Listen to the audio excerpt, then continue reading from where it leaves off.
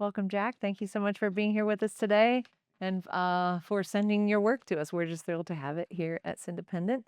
I wanted to ask you about some of the challenges. So this film was made with no script. And I wanted to ask you, and they're not really actors, right? So No.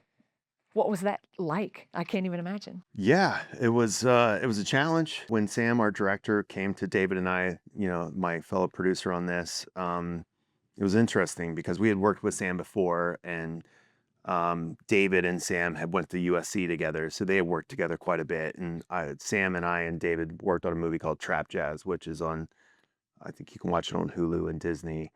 And so we had a really great experience working, or I had a really great experience working with Sam, and wanted to find a way to work with him again. And then at some point, he dropped in our ear that he had this concept, The Singers, that he had been wanting to do for a while, like years. And I think one of the reasons it was an idea for years is because no script, 35 millimeter, and all non actors. And we're like, okay. And also, really, honestly, as a producer, a short film. So, we're typically making features, and those can be more difficult to fund. To try to do it at a way where we're like 35 millimeter and all the things that we wanted to do. But it was an interesting challenge, and David and I like to be challenged. So we're like, okay, well, we'll look into it. And so I started seed planning, and eventually I had found a partner who was willing to put some money behind it. And then it got interesting because then we had to start building how this was going to work out. And it really all started with Sam reading this Ivan Turgenev. I heard someone in here earlier saying the proper pronunciation was one of you guys. Turgenev. Yeah, it was. Yeah. I'm going to say Turgenev, and we'll go from there. But so he wrote, or sorry, he wrote this story in the 1850s or something. Sam had read it in another book. I can't think of the name of it. A collection of short stories. He had read that, was inspired by the concept of these men in this downtrodden bar, and it breaks into a singing competition. And then literally that night he was scrolling on his phone late at night watching YouTube videos and sees Mike Young singing in this subway in New York, Unchained Melody.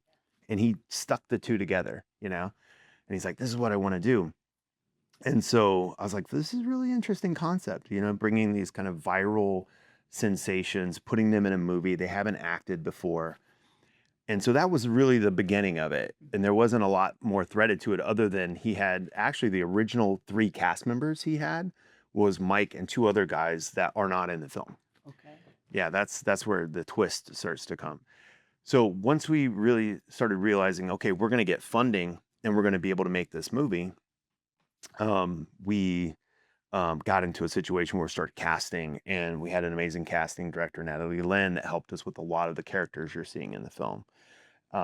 And ultimately, going back to the question again, sorry, I went on a ramble, is like how the difficulty of Sure. Having no script and no script. Yes. So all of this has led to us trying to figure out how to put this movie into action, essentially, which was difficult. If you want to, I feel like this is a very long answer, so that's totally fine. Fine. We're all interested in how it went for you, so that's great. Yeah, so ultimately we ended up having to cast 2 different people because the guy Woody that Sam really wanted to be singing House of the Rising Sun couldn't make it due to health issues.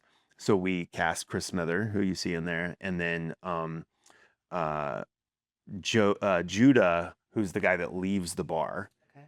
And I think a lot of people think that Judah comes back and is the opera singer. I've heard that, but that's obviously not the case. So Judah leaves the bar and never comes back. Okay. And then the opera singer is always just sitting there.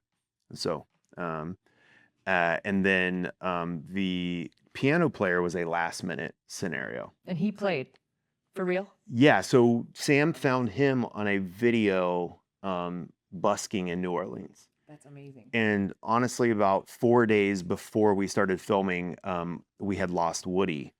And so Sam said, I need Chris and this guy, or we're not going to be able to do this. So we had to like scramble to find these other 2 people and then get them there a few days before we started filming. Yeah. sorry to interrupt you. No, go As a ahead. pianist myself, I was very impressed with him because I'm watching and I'm thinking, is he really playing? And I'm listening to what he's playing. And at one point, he does a really complicated right hand thing, and then he puts a cigarette in his mouth, and I realize he's done all of that with just these 3 fingers because he's Yeah. holding a cigarette. Yeah. He's a lot. Yeah. He's so I understand why Sam, when he saw him, he must have just found him and was interested in him. But he was doing that out on stand-up pianos out in the streets in New Orleans. And it was wild because Sam's like, I want this guy, but I can't get a hold of him. There's no way to get a hold of him.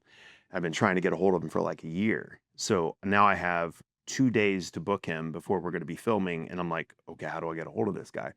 So I started diving into YouTube comments. Okay. And from YouTube comments, I would take that to a comment on Instagram and start digging through comments and be like, okay, this guy played with this person.